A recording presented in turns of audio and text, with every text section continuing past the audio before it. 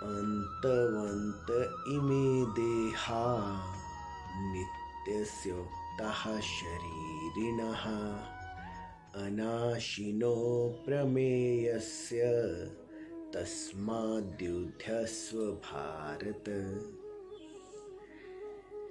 भगवान श्री कृष्ण ने गीता के दूसरे अध्याय के 18वें श्लोक में अर्जुन को कह रहे हैं कि हे अर्जुन, तू नित्य है, अप्रमेय है, जो कि 5 इंद्रियों से जाना ना जा सके, अविनाशी है, जिसका नाश ना हो सके, और आत्मा का ये नित्य रूप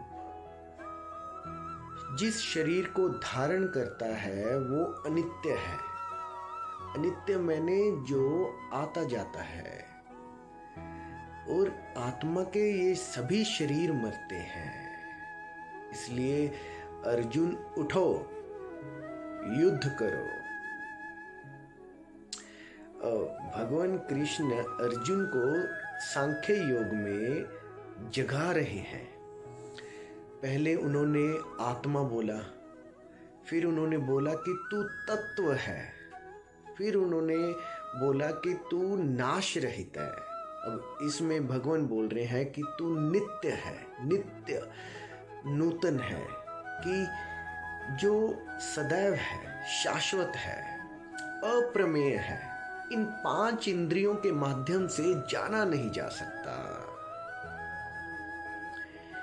कि हे अर्जुन, उठो, देखो, इसके अंतर को देखो कि इसके जो अनित्य शरीर है उन्होंने तो मरना ही है, और अगर तुम शरीर के अनित्यता को देख सको फिर तुम्हें दुख नहीं होगा, शोक नहीं होगा।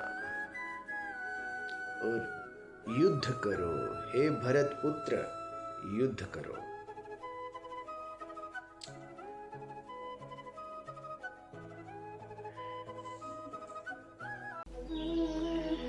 न जायते म्रियते वा कदाचिन् नायं भूत्वा भविता वा न भूयः अजो नित्यः शाश्वतोऽयं पुराणो न हन्यते हन्यमाने शरीरे। भगवान श्री कृष्ण गीता के दूसरे अध्याय के 20वें श्लोक में अर्जुन को कहते हैं कि आत्मा ना तो जन्मता है और ना मरता है, इसका कोई भी शुरुआत नहीं और कोई भी अंत नहीं।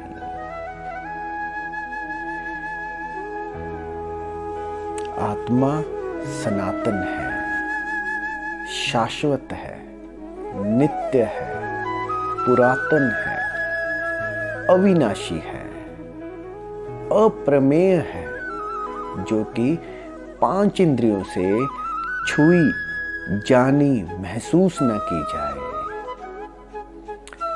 अब भगवान अर्जुन को बता रहे हैं कि तुम जिस भी अवस्था में जी रहे हो उससे ऊपर उठो, क्योंकि अर्जुन कह रहे हैं कि मैं इन सबको नहीं मार सकता। वो शरीर के मरने की बात कर रहे हैं। अर्जुन ने खुद को भी शरीर समझा और अपनों को भी शरीर समझा। भगवान कह रहे हैं कि तुम आत्मा हो, कि तुम उससे ऊपर उठो। जब तुम वो आत्म तत्व हो तो वो सभी आत्म तत्व हैं, इसमें मरने वाला कोई नहीं रह जाता। भगवान ने इससे पहले हमें अलग अलग तरीकों से बताया है कि ये नाश रहित है, तो वो तत्व है जो नाश रहित है, जो 5 इंद्रियों से अलग है। तू अविनाशी है, जिसका कोई नाश नहीं कर सकता। तू नित्य है, तू अरूप है। तुम वो चेतना हो जो अभी इस रूप में खेल रही है और इस रूप के पीछे अरूप में अभी भी मौजूद है और पहले भी थी, बाद में भी होगी। भगवान कह रहे हैं कि इस होने के पीछे कुछ है जिसका कोई जन्म नहीं हुआ, जिसकी मृत्यु नहीं हुई। ये शरीर और 5 इंद्रियों से बना ये सारा संसार जो है ये समय में है, जिसमें पास्ट और प्रेजेंट है, लेकिन वो अनबॉर्न, अनडाइंग, अचेतन, अजन्मा, अमृत्यु, वो तो समय से भी परे है। वहाँ पे कोई आदि नहीं, कोई अंत नहीं। वहाँ पे समय शुरू और अंत कुछ भी नहीं है, वो यहाँ तक ही है। और जिस संसार को हमने और अर्जुन ने जाना है, वो सारा संसार मरता, जन्मता और बदलता है, क्योंकि हमने अपने होने को इस शरीर तक जाना और फिर सभी को इसी शरीर के माध्यम से जाना, और इस माध्यम से जो भी है वो सब बदलेगा। वो सभी का जन्म हुआ है, एक तारीख भी मिली है जिसका बर्थडे भी होता है, और उसमें मृत्यु भी होगी। लेकिन इसके पीछे, इस शरीर के होने के पीछे एक अजन्मा चाहिए, अमृत चाहिए, शाश्वत चाहिए, सनातन, नित्य, अप्रमेय, और वो मौजूद है। आप यूं मानो जैसे ये केवल मोती हैं। अब मोतियों के पीछे धागा सतत बना रहता है, और धागे होने से ही वो मोती खड़े हैं। जैसे धागा हटा, मोती टूट के बिखर जाते हैं। बिना धागे के मोतियों का माला के रूप में कोई वजूद नहीं। माला का होना धागे से है। उसी प्रकार इस जन्म, इस एक्सप्रेशन का होना उसी धागे से है। वो धागा गया नहीं कि यहाँ पे शरीर का कोई महत्व नहीं रहता, उसको मृत बोल दिया जाता है। जब वो अचेतन यहाँ से हटा तो कोई ऑक्सीजन, कोई ब्लड काम नहीं करता। उस अचेतन के होने से, उस धागे रूप के होने से ही माला मोतियों की दिख रही है, ये जीवन दिखाई दे रहा है। तो वो लाइफ फोर्स, वो जीवन के रूप में, अरूप में पीछे मौजूद है, तभी ये रूप में खेल खेले जा रहे हैं। आप यूं माने जैसे हम फिल्में देखते हैं, सिनेमा हॉल में फिल्म आई, फिर अगली फिल्म आई, अलग अलग फिल्में आती हैं, चली जाती हैं, लेकिन उनके पीछे एक पर्दा बना रहता है। अगर वो पर्दा नहीं तो कोई फिल्म उतर नहीं पाएगी। पर्दा कभी दिखाई नहीं देता। उसी प्रकार अरूप इस रूप के पीछे सदैव बना हुआ है। वो शरीर जरूर बदलते रहते हैं फिल्मों की तरह। वो जैसे हम बाल्यावस्था से यौवन अवस्था, वृद्धावस्थाएं बदलती रहती हैं फिल्मों की तरह, चित्रों की तरह, लेकिन अरूप उस पर्दे के जैसे हर पल मौजूद है, नित्य मौजूद है। ये जो खेल बदले जाते हैं ये अनित्य हैं, जो कि बदलते रहते हैं, जो निरंतर नहीं है। शरीर अभी है, फिर पहले नहीं था और बाद में भी नहीं होगा, और ये रूप इन शरीरों को भी बदलता रहता है। उसी प्रकार जैसे कि पर्दे के ऊपर खेल बदलते हैं, फिल्में बदलती हैं, चित्र बदलते हैं, आकाशवत, वो अरूप आकाशवत है।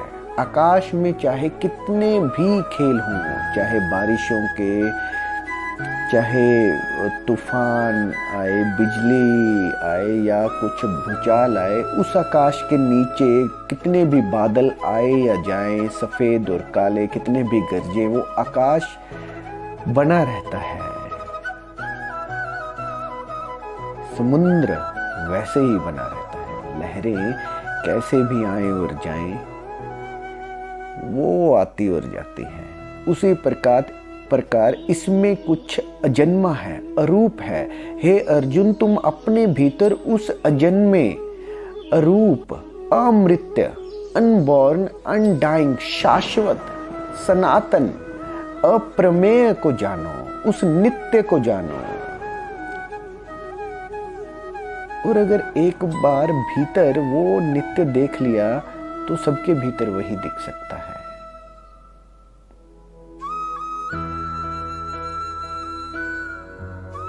ये जो होना इस शरीर में है, ये मात्र हमारे माइंड के 2 कणों में है।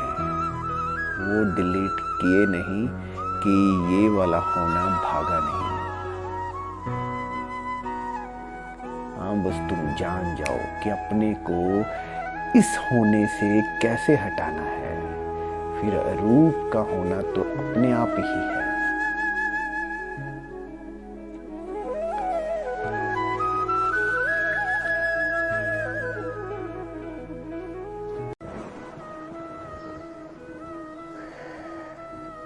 य एनं वेति हन्तारं यश्चैनं मन्यते हतम् उभोतो न विजानीतो नायं हन्ति न हन्यते।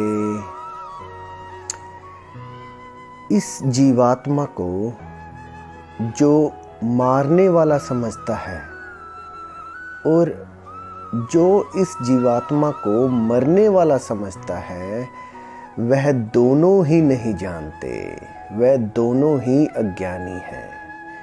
क्योंकि ये जीवात्मा ना तो मरता है ना मार सकता है।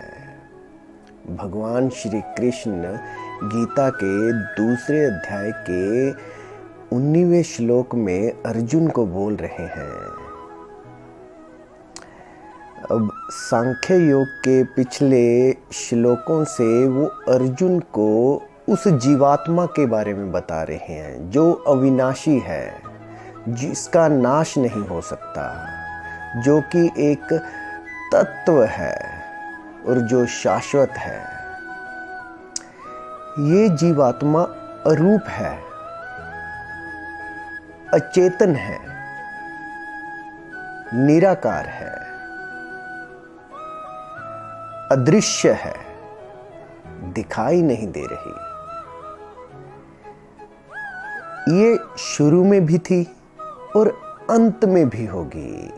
बस मध्य में ये इस दृश्य रूपी जगत में प्रकट रूप में है। हे अर्जुन, ये दृश्य रूप में अभी मैनिफेस्टेड है या अभी प्रकट है, लेकिन ये इसकी शुरुआत भी यही थी, अदृश्य की, अरूप की, अचेतन की, और अंत में भी यही होगा।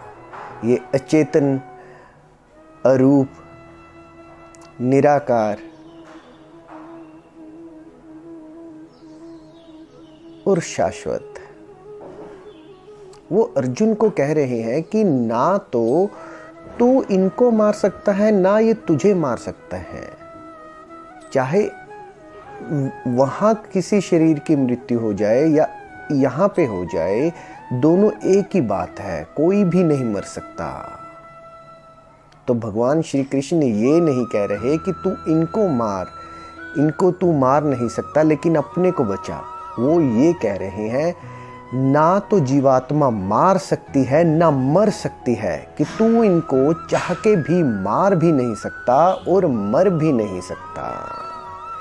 हे अर्जुन, इसलिए उठो और युद्ध करो।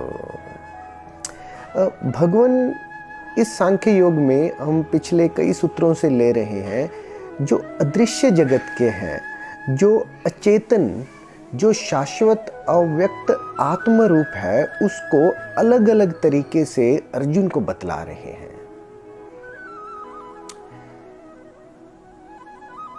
मानो एक पत्ता प्रकट है, मैनिफेस्टेड है, और वो पत्ता देखे तो वो बिल्कुल अलग है और पत्तों से, और सभी अनेकों पत्ते हैं। एक पेड़ में ही सैकड़ों पत्ते हैं, वो सभी अलग अलग देखे अपने को। और अगर वो भीतर अपनी जड़ को देखे तो एक ही टहनी से आ रही है, और फिर वो टहनी देखे कि कहां से रस आ रहा है। अलग अलग टहनियों के रस एक ही पेड़ से आ रहे हैं। अब पेड़ भी तो अनेक हैं, तो सारे पेड़ों का रस तो एक ही धरती मां से आ रहा है। अब अगर धरती अपने आप को इस सभी प्लैनेट से अलग समझे तो, लेकिन वो भी इस सृष्टि का ही एक अटूट अंग है। अंत में भी एक है और शुरुआत में भी एक है, बस मध्य में प्रकट रूप में अलग अलग दिखाई जान पड़ता है। लेकिन इन सबके भीतर एक ही तत्व है। तू उस अचेतन तत्व को जान जो श्वास में भी है। अब हम श्वास ले थोड़ी रहे हैं, ये अपने आप आ रही है, हमें कोई याद रखने की जरूरत नहीं।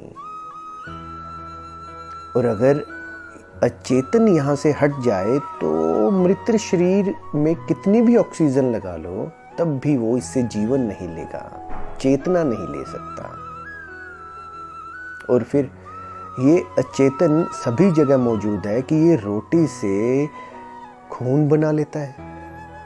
वैज्ञानिकों ने अभी तक इसको नहीं बनाया, और वो कहते हैं कि जब पहली बार ऐसा बनेगा, जो ये छोटा सा पेट करता है उसके लिए सैकड़ों किलोमीटर की लैब्स बन जाएंगी।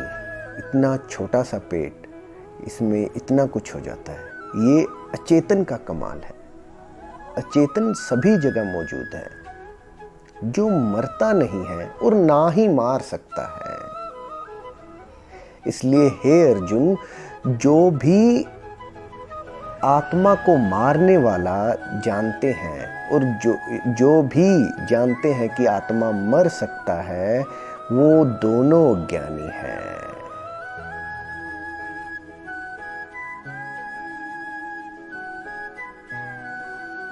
अब अगर सभी लहरें देखें कि वो अलग अलग अपनी जीवन में है, एक दूसरे को मार सकती हैं या खुद ना मर जाए तो, लेकिन वो एक ही सागर से आ रही हैं जहां पे कुछ भी नहीं हो रहा। ऐसे ही सभी बादल एक ही आकाश में तो खेल रहे हैं। और ये अद्वैत है। जो अचेतन है, जो जीवात्मा है, वो अद्वैत है, मतलब वो दो नहीं है, वो एक ही सभी के भीतर खेल रही है। हाँ, इस प्रकट शरीर में द्वैत है, बस ये मध्य में जो प्रकट और मैनिफेस्टेशन है, इसमें द्वैत है। इसमें द्वैत भी क्या, इतना अलग अलग प्रकार का अनेक है। और इससे पहले भी अद्वैत था, इसके बाद भी अद्वैत होगा, और इसके मध्य जो चेतना है वो अब भी अद्वैत है। तू इस अद्वैत रूप को जान हे अर्जुन। अव्यक्तोऽयम् अचिन्त्योऽयम् अविकार्योऽयम् उच्यते तस्मादेवं विदित्वैनं नानुशोचितुमर्हसि। भगवान श्री कृष्ण गीता के दूसरे अध्याय सांख्य योग के 25वें श्लोक में कह रहे हैं कि हे अर्जुन, यह आत्मा अव्यक्त, अकल्पनीय और विकार रहित है। यह जानकर भी तुम्हें शोक नहीं करना चाहिए। अव्यक्त, यह सारी सृष्टि आत्मा से जीवांत है, तब भी यह आत्मा रत्ती भर भी, क्षण भर के लिए भी अभिव्यक्ति में नहीं है। Truth is always paradoxical. सत्य विपरीत होता है। यह सृष्टि, यह लीला इस आत्म तत्व से भरी पड़ी हुई है, रमी हुई है, तब भी आत्मा खुद व्यक्त नहीं है, अव्यक्त है, अचिंतन, विचार रहित, अकल्पनीय, माने इसकी कल्पना नहीं की जा सकती, विचार नहीं की जा सकता और सोचा भी नहीं जा सकता।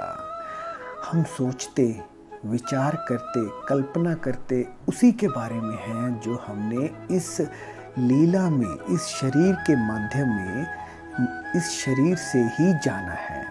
इस सृष्टि में जा तो देखा, सुना या फिर सोचा है, लेकिन आत्मा तो इस सृष्टि से पहले और बाद में भी होगी।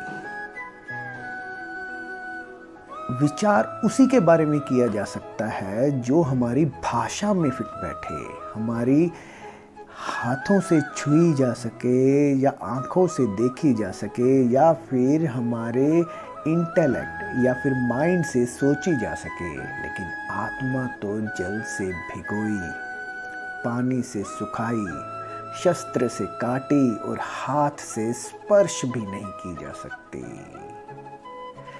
वो आत्मा ना तो आंखों को दिखाई देती है, ना ही इस माइंड और पंच तत्वों से बने शरीर से महसूस की जा सकती है। इसीलिए वो विचार रहित है। अब जैसे आप रात को सोते हुए सपना देखते हैं, वैसे ही जागृत अवस्था भी आत्मा के लिए सपना है। जागृत अवस्था और सपने की अवस्था दोनों ही स्वप्नवत है, दोनों ही एक सपोजिशन वर्ड हैं। आत्मा के लिए, आत्म तत्व के लिए ये सब स्वप्नवत है।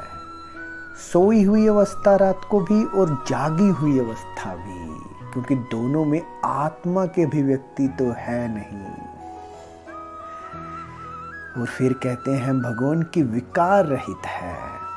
विकार तो केवल लीला का ही एक पार्ट है। जो भगवान श्री कृष्ण इस पंच तत्वों से जुड़े खेल को लीला कह रहे हैं, विकार तो केवल लाभ हानि तो केवल उसी में ही पैदा हुई है, और जो कि केवल हमारे इस शरीर से बिलोंगिंगनेस के कारण पैदा हुई। आत्म तत्व वो तो निष्काम, वो तो निष्क्रिय, निर्विशेष है, उसकी कोई विशेषता नहीं, तो विकार कैसे होगा? आत्म तत्व बिल्कुल अविकार है, विकार रहित है, उसमें कोई विकार नहीं, क्योंकि उसमें कोई विशेषता नहीं। या तो उसमें हर विशेषता भरी है, तब भी वह उन विशेषताओं के बावजूद भी शून्य में है, बिल्कुल भी किसी विशेषता में नहीं है। वो आत्म तत्व विकार रहित है, अचिंत्य है, अव्यक्त है। हे अर्जुन, तुम आत्मा के ये गुणों को जानकर शोक नहीं करना। ऐसा भगवान अर्जुन को इस वक्तव्य में कह रहे हैं। ये जानकर जागो, उठो अर्जुन, हे पार्थ, भरत पुत्र, समझो भगवान ये उसे नहीं, हमें, मुझे, तुम्हें और हर पीढ़ी को बोल रहे हैं कि आत्मा के इस रूप को जानकर किसी भी चीज के लिए शोक नहीं करना। यहाँ पे कुछ भी ऐसा है नहीं जिसके लिए गंभीर हुआ जाए, कुछ भी।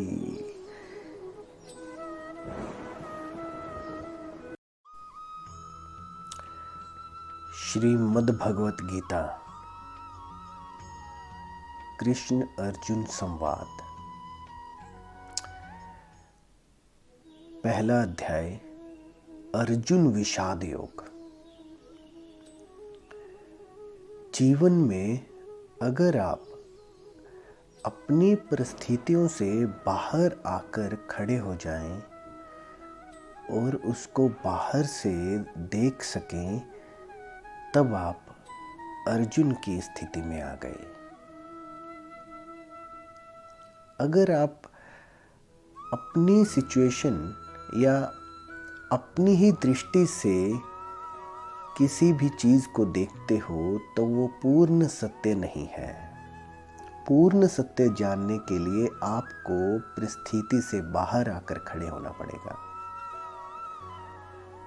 चाहे सामने वाला कोई दुश्मन ही क्यों ना हो, अगर आप बीच में आकर दोनों परिस्थितियों को बराबर से देख सके, तब भी आप अर्जुन की जगह पे आ गए। अर्जुन मैंने विपासा, जिज्ञासा, जिज्ञासु होना, कुछ जानने की इच्छा होना। अगर आप सत्य को जानना चाहते हो तो आपको अपना दृष्टिकोण छोड़कर अपनी परिस्थिति से बाहर खड़े होकर ऐसे देखना पड़ेगा जैसे ये आपकी परिस्थिति नहीं है। अगर आप इस प्रकार सभी को बीच में खड़े होकर देखोगे, तब आप अर्जुन की स्थिति में आ गए। और अगर आप इसको देख के दुखी हुए जा रहे हो, अभी तक जीवन में दुखी ही हुए हो और मुश्किलों से दौड़ रहे हो, तो आप अभी तक विषाद योग में ही हो, पहले अध्याय में ही अटके हो, अर्जुन विषाद योग। परिस्थितियों से घबराना नहीं। परिस्थितियों अगर आपके प्रतिकूल है, सिचुएशंस टफ है, आपके अगेंस्ट है, आपको लड़ना पड़ेगा और इसके ही लिए ही आपको गीता की जरूरत है। गीता का महत्व तब आपके जीवन में पैदा हो गया जब आपके पैर कंपकपाए या परिस्थितियां विषम दिखें और आप दुख में खड़े ना हो पाए, तो आपके जीवन में गीता का सबसे ज्यादा महत्व है। अर्जुन विषाद योग। और अर्जुन को विषाद योग से निकालने के लिए भगवान उसको सबसे पहले बता रहे हैं सांख्य योग। अब सांख्य योग क्या है कि दोनों के अंतर को देख ले। हे अर्जुन, इस मृत, इस बदलते हुए, इस शरीर के, इस भौतिक वस्तुओं के और भौतिक शरीर के और इन इंद्रियों से जुड़े हुए सारे संसार को अलग से देख ले और अपने को अलग से जान ले। दोनों के अंतर को वो सांख्य योग में बता रहे हैं कि तू अविनाशी है, तू सत्य है, तू वो शाश्वत तत्व है जो कभी बदला नहीं, जो कभी घटा नहीं, जिसकी कभी मृत्यु नहीं हो सकी। तू वही है, उसको याद दिला रहे हैं, स्मरण दिला रहे हैं। अब सांख्य योग ऐसा है कि इधर भगवान ने बोला नहीं, उधर से घटा नहीं, वो इतना तीव्र योग है। लेकिन अर्जुन ने सांख्य योग में सत्य को नहीं जाना। अब अर्जुन के हाथ से गांडीव गिर गया, उसके पैर कंपकपाए, उसके हाथ थिरकने लगे और वो युद्ध के लिए राजी नहीं था। तो भगवान श्री कृष्ण ने उसको फिर युद्ध करने के लिए, सबको मारने के लिए क्यों कहा? जो व्यक्ति अहिंसा की बात कर रहा है, भगवान ने उसको हिंसा के लिए क्यों बोला? और ये प्रश्न अक्सर आपको घूम फिर के मिलेगा ही। भगवान श्री कृष्ण ने पूरे जीवन में किसी भी अहिंसात्मक व्यक्ति को हिंसा के लिए नहीं बोला, और ऐसा ही अर्जुन के पक्ष में था। अर्जुन को अहिंसा का कुछ भी नहीं पता था। वो दोनों सेनाओं के मध्य में पहुंचा, उसने सामने देखा यहाँ पे तो मेरे ही मामा लोग हैं, मेरे ही गुरुजन हैं, मेरे ही भाई बंधु हैं, मेरे ही गुरु भाई हैं, इन सबको मैं कैसे मारूं? अहिंसा मैंने क्या कि मैं तो रहा ही नहीं। जब तक मैं है तब तक दूसरा भी हो गया। अहिंसा में तो ना दूसरा है ना कोई मैं। अहिंसा में तो हम किसी को कष्ट पहुंचा ही नहीं सकते। मैं और दूसरे की तो बात ही नहीं। अहिंसा में हम मेरे और दूसरे की बात नहीं करते। केवल इतनी सी बात है कि यहाँ पे मैं किसी को कष्ट नहीं पहुंचा सकता। ये है अहिंसा। अर्जुन ने इससे पहले गांडीव उठाया था, बहुतों को मारा था, और यहाँ भी अर्जुन ने ये नहीं कहा कि मैं किसी को मार नहीं सकता, मेरे गुरु बंधुओं की तो बात ही नहीं। उसने केवल ये कहा कि ये मेरे अपने हैं। बात मेरे अपनों की आ गई, मैं मेरे अपनों को कैसे मारूं? दूसरों को तो चलो मैं देख लेता। तो ये अहिंसा नहीं थी, ये हिंसा का एक भाग था कि उसको ये आभास हुआ गहरे में, विषम परिस्थितियों में व्यक्ति बहुत गहरे से नई नई चीज़ों को देखता है जो वो अपने बारे में नहीं जानता होता। यही अर्जुन ने देखा कि ये मेरे अपने मरने से तो मैं ही मर गया।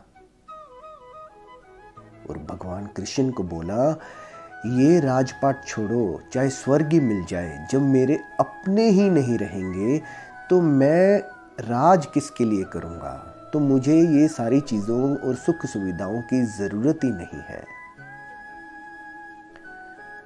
उसका दुख मेरे पे था, असल में मैं पे था केवल, क्योंकि हर मेरे में मैं छिपा होता है। आप यूं देखें कि सारे मेरों से, मेरा बेटा, मेरे बच्चे, मेरी पत्नी, मेरे माँ बाप, मेरा घर परिवार, धन, इन सभी मेरों से ही तो मैं बना हूँ। और अर्जुन को ये दिखाई दिया कि जब ये मेरे ही मर जाएंगे तो मैं कहाँ बचूंगा। तो ये कोई अहिंसा नहीं थी। अर्जुन को अहिंसा का कुछ भी नहीं पता चला। उसको केवल इतना ही दिखा कि इसमें मेरा ही कुछ घटेगा। तभी भगवान श्री कृष्ण देख रहे थे और मुस्कुरा रहे थे। वो जानते थे कि अर्जुन अपने कर्तव्य से भागना चाहता है, अपने कर्म से भागना चाहता है। अभी अहिंसा का उसको कुछ खास नहीं पता। अगर उसने बात अहिंसा की होती तो भगवान कह देते कि तू पहुंच गया, कि बात सही है, चलते हैं युद्ध क्षेत्र से।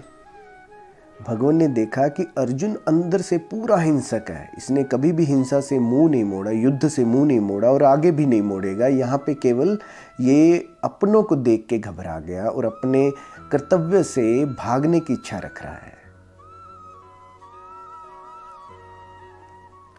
तभी भगवान श्री कृष्ण देखे उसको और मुस्कुराए, और यूं कहें कि अर्जुन ने गीता कहलवाई, भगवान ने कही नहीं। अर्जुन अगर अहिंसा को प्राप्त हो जाता तो भगवान ने उसको हिंसा के लिए नहीं कहना था, और ना ही इस गीता की शुरुआत वहां से होनी थी।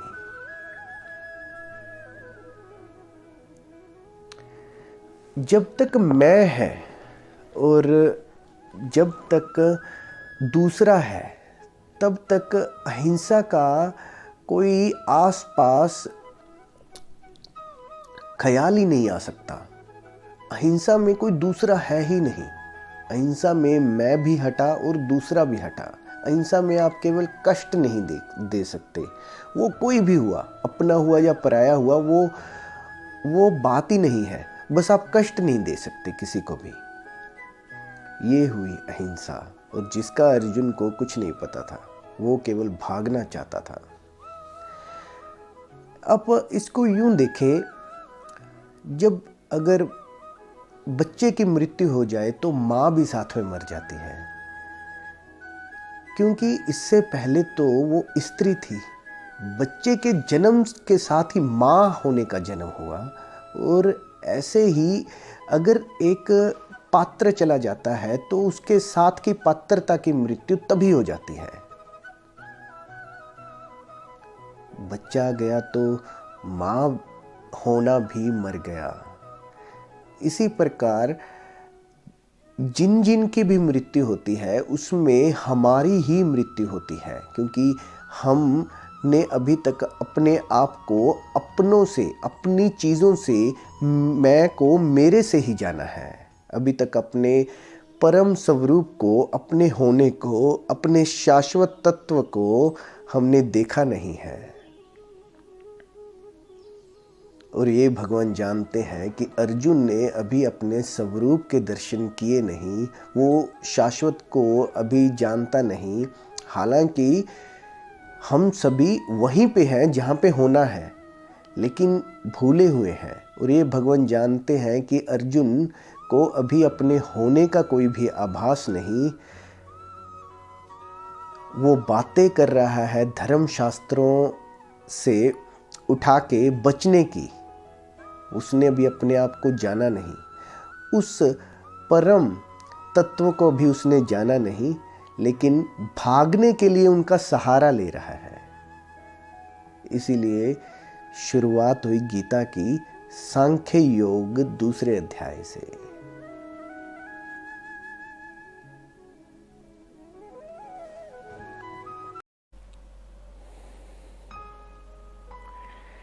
न जायते म्रियते वा कदाचिन् नायं भूत्वा भविता वा न भूयः अजो नित्यः शाश्वतोऽयं पुराणो न हन्यते हन्यमाने शरीरे। भगवान श्री कृष्ण गीता के 2 अध्याय के 20वें श्लोक में अर्जुन को कहते हैं कि आत्मा ना तो जन्मता है और ना मरता है, इसका कोई भी शुरुआत नहीं और कोई भी अंत नहीं।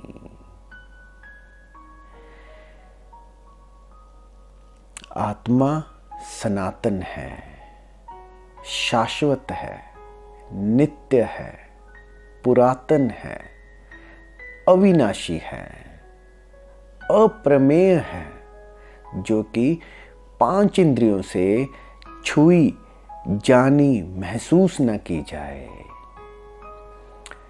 अब भगवान अर्जुन को बता रहे हैं कि तुम जिस भी अवस्था में जी रहे हो उससे ऊपर उठो, क्योंकि अर्जुन कह रहे हैं कि मैं इन सबको नहीं मार सकता। वो शरीर के मरने की बात कर रहे हैं। अर्जुन ने खुद को भी शरीर समझा और अपनों को भी शरीर समझा। भगवान कह रहे हैं कि तुम आत्मा हो, कि तुम उससे ऊपर उठो। जब तुम वो आत्म तत्व हो तो वो सभी आत्म तत्व हैं, इसमें मरने वाला कोई नहीं रह जाता। भगवान ने इससे पहले हमें अलग अलग तरीकों से बताया है कि ये नाश रहित है। तू वो तत्व है जो नाश रहित है, जो 5 इंद्रियों से अलग है। तू अविनाशी है, जिसका कोई नाश नहीं कर सकता। तू नित्य है, तू अरूप है। तुम वो चेतना हो जो अभी इस रूप में खेल रही है और इस रूप के पीछे अरूप में अभी भी मौजूद है और पहले भी थी, बाद में भी होगी। भगवान कह रहे हैं कि इस होने के पीछे कुछ है जिसका कोई जन्म नहीं हुआ, जिसकी मृत्यु नहीं हुई। ये शरीर और 5 इंद्रियों से बना ये सारा संसार जो है ये समय में है, जिसमें पास्ट और प्रेजेंट है, लेकिन वो अनबॉर्न, अनडाइंग, अचेतन, अजन्मा, अमृत्यु, वो तो समय से भी परे है। वहाँ पे कोई आदि नहीं, कोई अंत नहीं। वहाँ पे समय शुरू और अंत कुछ भी नहीं है, वो यहाँ तक ही है। और जिस संसार को हमने और अर्जुन ने जाना है, वो सारा संसार मरता, जन्मता और बदलता है, क्योंकि हमने अपने होने को इस शरीर तक जाना और फिर सभी को इसी शरीर के माध्यम से जाना, और इस माध्यम से जो भी है वो सब बदलेगा। वो सभी का जन्म हुआ है, एक तारीख भी मिली है जिसका बर्थडे भी होता है, और उसमें मृत्यु भी होगी। लेकिन इसके पीछे, इस शरीर के होने के पीछे एक अजन्मा चाहिए, अमृत चाहिए, शाश्वत चाहिए, सनातन, नित्य, अप्रमेय, और वो मौजूद है। आप यूं मानो जैसे ये केवल मोती हैं। अब मोतियों के पीछे धागा सतत बना रहता है, और धागे होने से ही वो मोती खड़े हैं। जैसे धागा हटा, मोती टूट के बिखर जाते हैं। बिना धागे के मोतियों का माला के रूप में कोई वजूद नहीं। माला का होना धागे से है। उसी प्रकार इस जन्म, इस एक्सप्रेशन का होना उसी धागे से है। वो धागा गया नहीं कि यहाँ पे शरीर का कोई महत्व नहीं रहता, उसको मृत बोल दिया जाता है। जब वो अचेतन यहाँ से हटा तो कोई ऑक्सीजन, कोई ब्लड काम नहीं करता। उस अचेतन के होने से, उस धागे रूप के होने से ही माला मोतियों की दिख रही है, ये जीवन दिखाई दे रहा है। तो वो लाइफ फोर्स, वो जीवन के रूप में, अरूप में पीछे मौजूद है, तभी ये रूप में खेल खेले जा रहे हैं। आप यूं माने जैसे हम फिल्में देखते हैं, सिनेमा हॉल में फिल्म आई, फिर अगली फिल्म आई, अलग अलग फिल्में आती हैं, चली जाती हैं, लेकिन उनके पीछे एक पर्दा बना रहता है। अगर वो पर्दा नहीं तो कोई फिल्म उतर नहीं पाएगी। पर्दा कभी दिखाई नहीं देता। उसी प्रकार अरूप इस रूप के पीछे सदैव बना हुआ है। वो शरीर जरूर बदलते रहते हैं फिल्मों की तरह। वो जैसे हम बाल्यावस्था से यौवन अवस्था, वृद्धावस्थाएं बदलती रहती हैं फिल्मों की तरह, चित्रों की तरह, लेकिन अरूप उस पर्दे के जैसे हर पल मौजूद है, नित्य मौजूद है। ये जो खेल बदले जाते हैं ये अनित्य हैं, जो कि बदलते रहते हैं, जो निरंतर नहीं है। शरीर अभी है, फिर पहले नहीं था और बाद में भी नहीं होगा, और ये रूप इन शरीरों को भी बदलता रहता है। उसी प्रकार जैसे कि पर्दे के ऊपर खेल बदलते हैं, फिल्में बदलती हैं, चित्र बदलते हैं। आकाशवत, वो अरूप आकाशवत है। आकाश में चाहे कितने भी खेल हों, चाहे बारिशों के, चाहे तूफान आए, बिजली आए या कुछ भूचाल आए, उस आकाश के नीचे कितने भी बादल आए या जाएं, सफ़ेद और काले कितने भी गरजे, वो आकाश बना रहता है। समुद्र वैसे ही बना रहता है। लहरें कैसे भी आए और जाएं, वो आती और जाती है। उसी प्रकार इसमें कुछ अजन्मा है, अरूप है। हे अर्जुन, तुम अपने भीतर उस अजन्मे, अरूप, अमृत्य, अनबॉर्न, अनडाइंग, शाश्वत, सनातन, अप्रमेय को जानो, उस नित्य को जानो। और अगर एक बार भीतर वो नित्य देख लिया तो सबके भीतर वही दिख सकता है।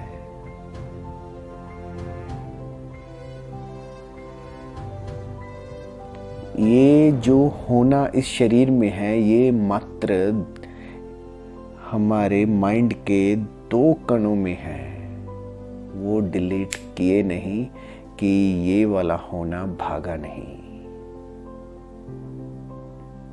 हाँ, बस तुम जान जाओ कि अपने को इस होने से कैसे हटाना है। फिर अरूप का होना तो अपने आप ही है।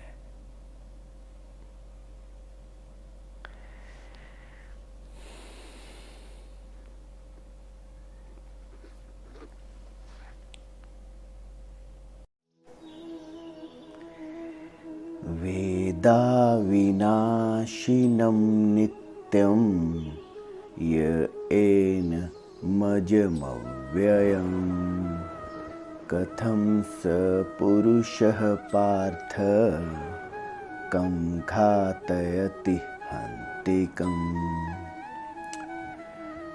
भगवान श्री कृष्ण गीता के 21वें श्लोक में अर्जुन को बोल रहे हैं कि जो पुरुष यह जानता है कि आत्मा अविनाशी, नाश रहित, अजन्मा, नित्य और अव्यय है, वो कैसे किसी को मरवाता है या कैसे किसी को मार सकता है। भगवान इसमें कह रहे हैं कि जिसे अपने होने का पता चल गया वो सपने से जाग गया। अब जो जागा हुआ है वो सपने में किसी को कैसे मारे। जो सपना देख रहा है और अभी भी सपने में है वही मर सकता है और मरवा सकता है, क्योंकि सपने में आप शरीर से हैं। जब आप जागे नहीं कि सपना टूटे नहीं, दोनों गए, मारना भी और मरना भी। यूं समझें कि मिट्टी घड़े को कैसे तोड़े। जब आपको अपने होने का पता चल गया, मिट्टी के स्वरूप का पता चल गया, तो वो घड़े या और बर्तनों को कैसे तोड़े। यूं देखें कि अगर लहर को अपने सागर होने का पता चल गया, सागर से मिलने का पता चल गया और सागर से जुड़ाव का पता चल गया, तो लहर कैसे खत्म होए या कैसे दूसरी लहर को कुछ करे, क्योंकि जब वो सागर ही हो गई, एक ही हो गई, दूसरा बचा ही नहीं। अब इसमें महत्वपूर्ण क्या है कि जानना। भगवान श्री कृष्ण कह रहे हैं कि जो यह जानता है, वो ये नहीं कह रहे कि जो यह मानता है। हम सभी मान ही लेते हैं क्योंकि भगवान श्री कृष्ण कह रहे हैं, उसमें ही दिक्कत हो जाती है। ग्रंथों में पढ़ के मानना बहुत ही सरल है और बहुत से लोग यही करते हैं कि गीता में लिखा है ठीक ही लिखा होगा। मानने के लिए कुछ भी एफर्ट नहीं करना पड़ता, बस आपने पढ़ा, समझा और मान लिया। उसमें क्रांति नहीं घटती, अपने आप को झोंकना नहीं पड़ता, आत्मा को लगाना नहीं पड़ता, खुद को हटाना नहीं पड़ता। जानने में फर्क है, जानने में खुद को झोंकना पड़ेगा, क्रांति से गुजरना पड़ेगा।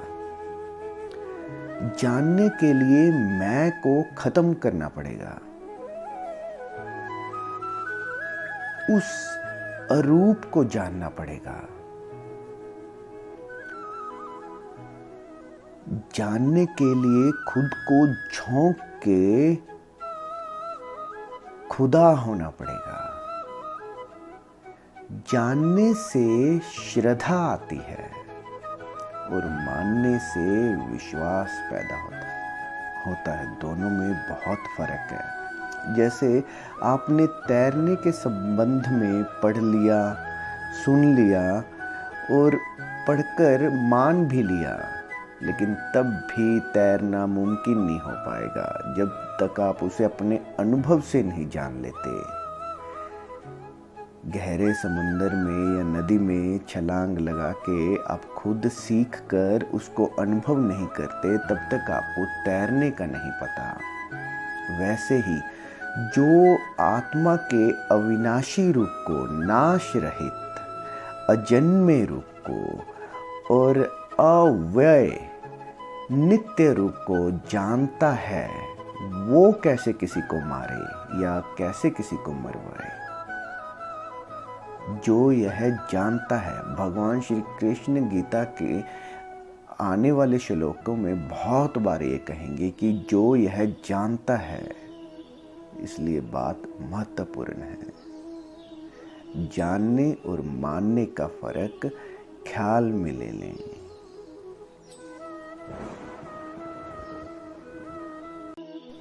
नैनं छिन्दन्ति शस्त्राणि नैनं दहति पावकः न चैनं क्लेदयन्त्यापो न शोषयति मारुतः। भगवान श्री कृष्ण गीता के दूसरे अध्याय के 23वें श्लोक में अर्जुन को कह रहे हैं कि तुम वो आत्म रूप हो जिसको ना तो शस्त्र काट सकता है, अग्नि जला नहीं सकती, जल भिगो नहीं सकता और हवा सुखा नहीं सकती।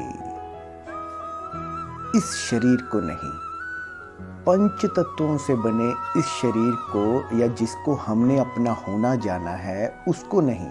अगर आप इसको समझ जाओगे कि मेरी मृत्यु नहीं होगी, मुझे शस्त्र नहीं काट सकता, वो झूठ होगा। क्योंकि जिसको हमने अपना होना माना है, हमने अपने इसी चमड़ी को, इन वस्त्रों को अपना होना मान लिया।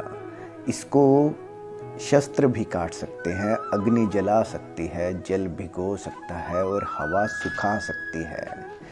भगवान उस अरूप, उस आत्म तत्व की बात कर रहे हैं जो कैटालिटिक एजेंट की तरह मौजूद होने के कारण इस जीवन में जान डाले हुए है, इसमें जीवन डाल के जीवांत किए हुए हैं।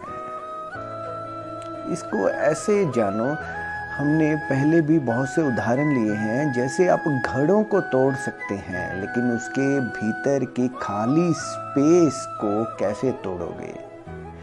यहाँ तक के बड़े से बड़ा बॉम्ब, न्यूक्लियर बॉम्ब भी फोड़ें तो हवा दूषित होगी, स्पेस दूषित नहीं होगी।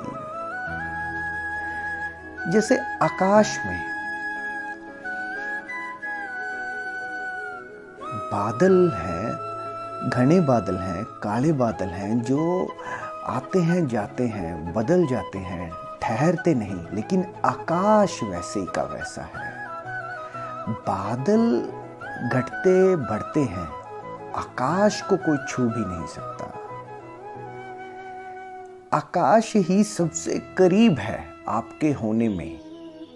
अब होने को ये सब कैसे कांटे, क्योंकि इन सब के भीतर भी वही आत्म रूप मौजूद है जो एक ही है, समय से परे है।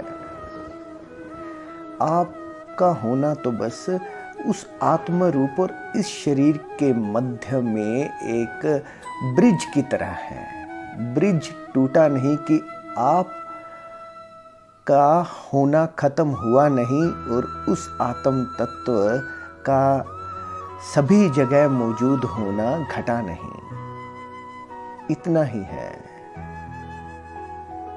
आकाश को छू नहीं सकते, घड़े तोड़ सकते हैं, बादल बदल जाते हैं, लेकिन आकाश वैसे का वैसा है। और इस रूप को अगर तुम जान लो, फिर ये जान जाओगे कि कृष्ण भगवान किस चीज की बात कर रहे हैं कि किसे मारा और काटा नहीं जा सकता। फिर मृत्यु पे शोक नहीं होता, ना इस शरीर की ना किसी और शरीरों की। लेकिन वो पहले जान जाओ और जाग जाओ।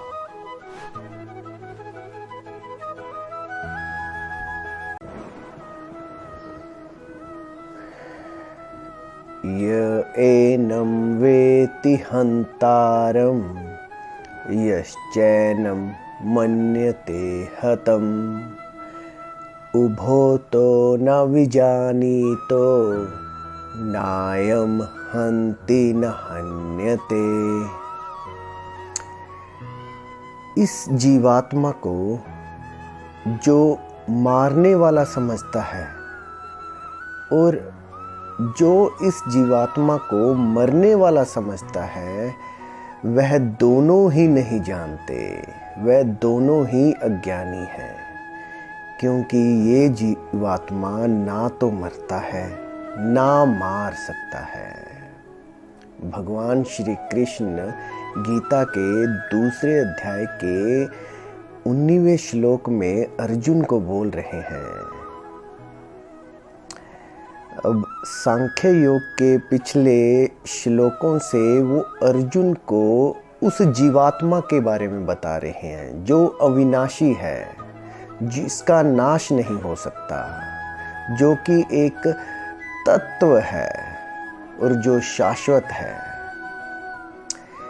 ये जीवात्मा अरूप है, अचेतन है, निराकार है, अदृश्य है, दिखाई नहीं दे रही। ये शुरू में भी थी और अंत में भी होगी, बस मध्य में ये इस दृश्य रूपी जगत में प्रकट रूप में है। हे अर्जुन, ये दृश्य रूप में अभी मैनिफेस्टेड है या अभी प्रकट है, लेकिन ये इसकी शुरुआत भी यही थी, अदृश्य की, अरूप की, अचेतन की, और अंत में भी यही होगा। ये अचेतन, अरूप, निराकार और शाश्वत। वो अर्जुन को कह रहे हैं कि ना तो तू इनको मार सकता है, ना ये तुझे मार सकता है। चाहे वहां किसी शरीर की मृत्यु हो जाए या यहाँ पे हो जाए, दोनों एक ही बात है, कोई भी नहीं मर सकता। तो भगवान श्री कृष्ण ये नहीं कह रहे कि तू इनको मार, इनको तू मार नहीं सकता लेकिन अपने को बचा। वो ये कह रहे हैं ना तो जीवात्मा मार सकती है ना मर सकती है, कि तू इनको चाह के भी मार भी नहीं सकता और मर भी नहीं सकता। हे अर्जुन, इसलिए उठो और युद्ध करो। भगवान इस सांख्य योग में हम पिछले कई सूत्रों से ले रहे हैं, जो अदृश्य जगत के हैं, जो अचेतन, जो शाश्वत अव्यक्त आत्म रूप है, उसको अलग अलग तरीके से अर्जुन को बतला रहे हैं।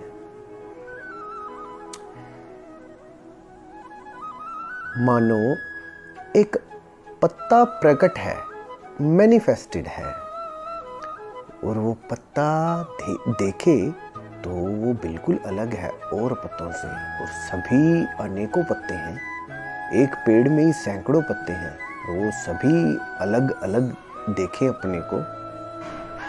और अगर वो भीतर अपनी जड़ को देखे तो एक ही टहनी से आ रही है, और फिर वो टहनी देखे कि कहाँ से रस आ रहा है। अलग अलग टहनियों के रस एक ही पेड़ से आ रहे हैं। अब पेड़ भी तो अनेक हैं, तो सारे पेड़ों का रस तो एक ही धरती माँ से आ रहा है। अब अगर धरती अपने आप को इस सभी प्लैनेट से अलग समझे तो, लेकिन वो भी इस सृष्टि का ही एक अटूट अंग है। अंत में भी एक है और शुरुआत में भी एक है, बस मध्य में प्रकट रूप में अलग अलग दिखाई जान पड़ता है। लेकिन इन सबके भीतर एक ही तत्व है। तू उस अचेतन तत्व को जान जो श्वास में भी है। अब हम श्वास ले थोड़ी रहे हैं, ये अपने आप आ रही है। हमें कोई याद रखने की जरूरत नहीं। और अगर अचेतन यहाँ से हट जाए तो मृत शरीर में कितनी भी ऑक्सीजन लगा लो तब भी वो इससे जीवन नहीं लेगा, चेतना नहीं ले सकता। और फिर ये अचेतन सभी जगह मौजूद है कि ये रोटी से खून बना लेता है। वैज्ञानिकों ने अभी तक इसको नहीं बनाया और वो कहते हैं कि जब पहली बार ऐसा बनेगा, जो ये छोटा सा पेट करता है उसके लिए सैकड़ों किलोमीटर की लैब्स बन जाएंगी। इतना छोटा सा पेट, इसमें इतना कुछ हो जाता है। ये अचेतन का कमाल है। अचेतन सभी जगह मौजूद है, जो मरता नहीं है और ना ही मार सकता है। इसलिए हे अर्जुन, जो भी आत्मा को मारने वाला जानते हैं और जो भी जानते हैं कि आत्मा मर सकता है, वो दोनों ज्ञानी हैं।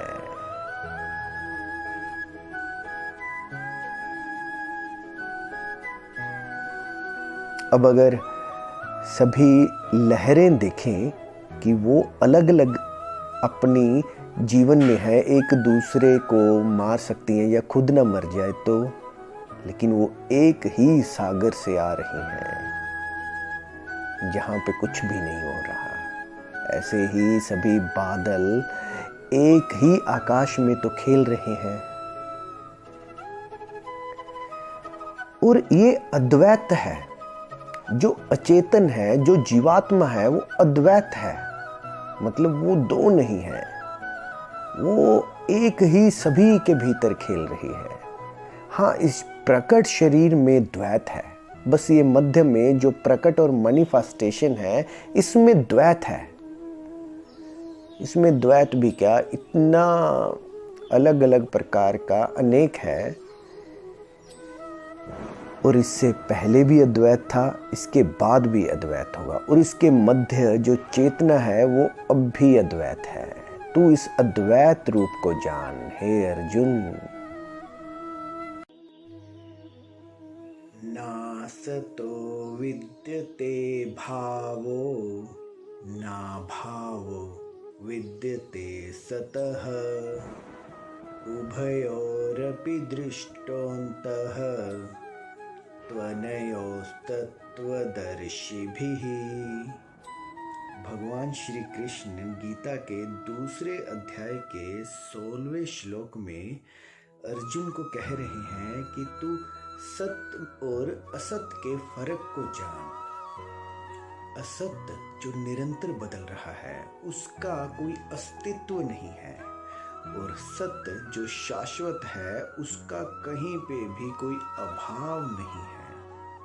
असत्य, इसमें उन्होंने भौतिक शरीर जो निरंतर बदलाव में है, जो पहले था नहीं अब है और आगे नहीं होगा, उसकी बात हो रही है। और सत्य जो निरंतर और शाश्वत है, इस भौतिक शरीर से पहले भी था, अब भी है और आगे भी रहेगा।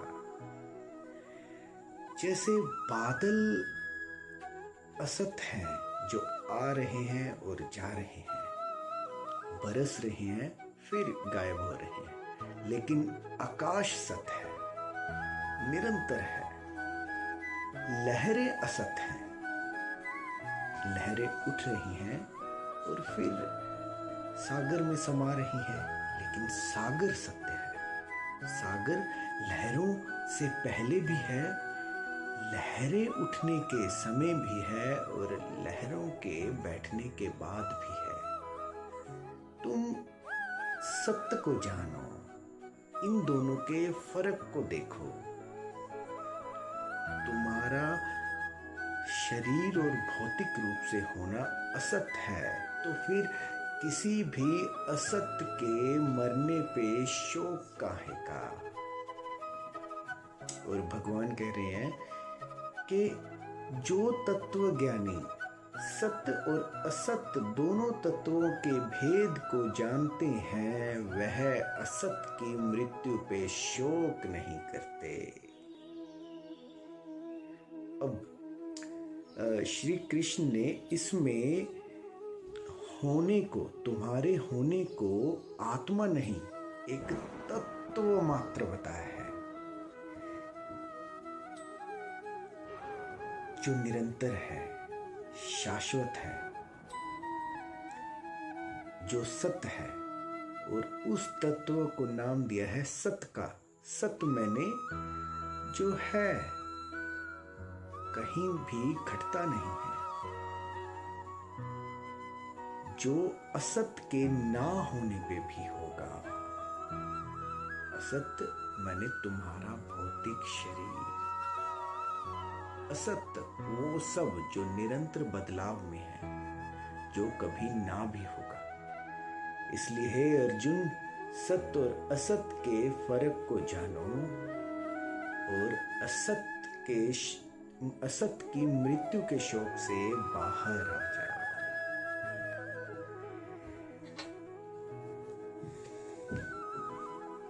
This is my secret of Gita. Best gift I have received from my very dear friend Shrimad Bhagavad Gita.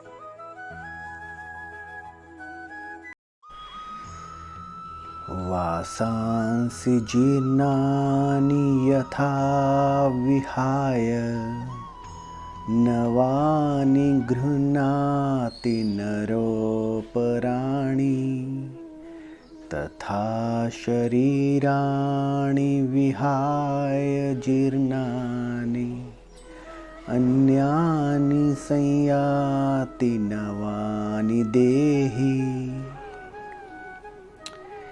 भगवान श्री कृष्ण गीता के दूसरे अध्याय में 22वें श्लोक में अर्जुन को कह रहे हैं कि जिस प्रकार मनुष्य पुराने कपड़ों को छोड़कर नए वस्त्र धारण करता है, उसी प्रकार जीवात्मा पुराने और व्यर्थ हुए शरीर को छोड़ के नया शरीर धारण करती है। अब इसको भीतर से जाने। जैसे आत्मा कहीं आती जाती नहीं, इसमें कहा ऐसा जाता है कि इस शरीर को आत्मा ने छोड़ा और नया शरीर धारण कर लिया। आत्मा तो सूर्य के प्रकाश की तरह एक ही है और स्थिर है। उसको किसी भी शीशे से हम अगर रिफ्लेक्ट करते हैं और वो शीशा टूटने पे किसी और शीशे से रिफ्लेक्ट कर सकते हैं, लेकिन सूर्य और उसका प्रकाश स्थिर है। उसी प्रकार आत्मा भी स्थिर है। अगर एक शरीर से दूसरे शरीर तक जा रहा है तो वही आपकी मैं के इलेक्ट्रॉन, वो छोटे सूक्ष्म तत्व जिसमें कुछ आपके होने का, मेमोरी का ट्रैवल हो रहा है एक शरीर से दूसरे शरीर में। चेतना मरती नहीं है। इसको समझने के लिए आपको पहले ये देखना होगा कि कभी आपने ऐसा जाना कि जैसे मनुष्य वस्त्र धारण करता है, वैसे मैंने इस शरीर को धारण किया है। आपको ऐसा कभी भी आभास हो, मान लो इस शरीर में भूख लगे और आप यही समझते हैं कि मुझे भूख लगी, मैं भूखा हूँ। कभी भी ऐसे चिंतन किया कि इस शरीर को भूख लगी और उसका पता चल रहा है? इस शरीर में दर्द हुआ और उसका चेतना को पता चल रहा है। यहाँ सर में दर्द है और उसका पता चल रहा है। जैसे ही हम पैदा होते हैं, तादात्म्य इतना गहरा बन जाता है कि ये चेहरा, इस शरीर का चेहरा ही हमें अपना चेहरा लगता है। इस शरीर से पहले मेरा चेहरा कैसा था और इस शरीर से बाद अगले शरीर से पहले चेहरा कैसा होगा, कभी उसका चिंतन किया? हमने इस चेहरे को सुंदर बना के खुद को सुंदर जाना और इससे स्वास्थ्य देखकर खुद को स्वास्थ्य जाना और इसे बीमार देखकर खुद को बीमार जाना। कभी ये नहीं सोचा कि ये शरीर बीमार हुआ, इसका मुझे पता चल रहा है। हालांकि साइंस ये कह रही है, साइंस कह रही है कि अगर शरीर में किसी भी, मान लो पाँव में दर्द हो, तो वो कुछ सेल्स ट्रैवल करते हैं, आगे कंपन करते हैं और वो कुछ आगे की नर्व सिस्टम को कंपन करते हैं। ऐसे कोड लैंग्वेज में ट्रैवलिंग होती है उस पेन की, जो कि लास्ट में माइंड तक पहुंचता है। और माइंड के कुछ सेल ऐसे हैं जिनका कनेक्शन चेतना से है, चैतन्य से है, उस अरूप से है। उस चेतना को वो माइंड के सेल ही बता रहे हैं कि यहाँ पे पेन हुआ, बस ये 2-3 सेल, इनको उड़ा दो, कोई कनेक्शन ही नहीं फिर इस शरीर के साथ।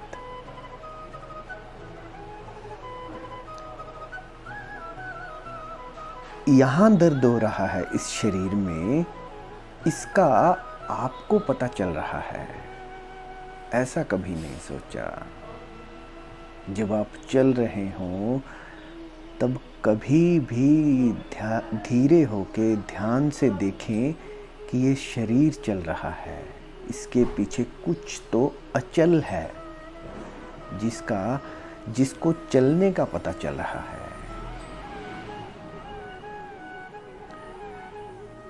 विचार आ रहे हैं, आप हमेशा यही मानते हैं कि मुझे ये विचार आया, मैं ऐसा सोचता हूँ।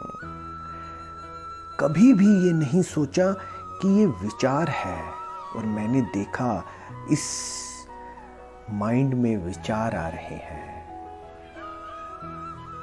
हमेशा आपने ऐसा देखा कि मैं श्वास ले रहा हूँ, मेरी सांस आ रही है और जा रही है।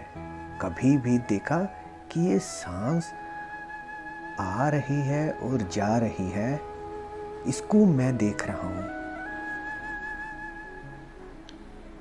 और इसका चेतना को पता चल रहा है।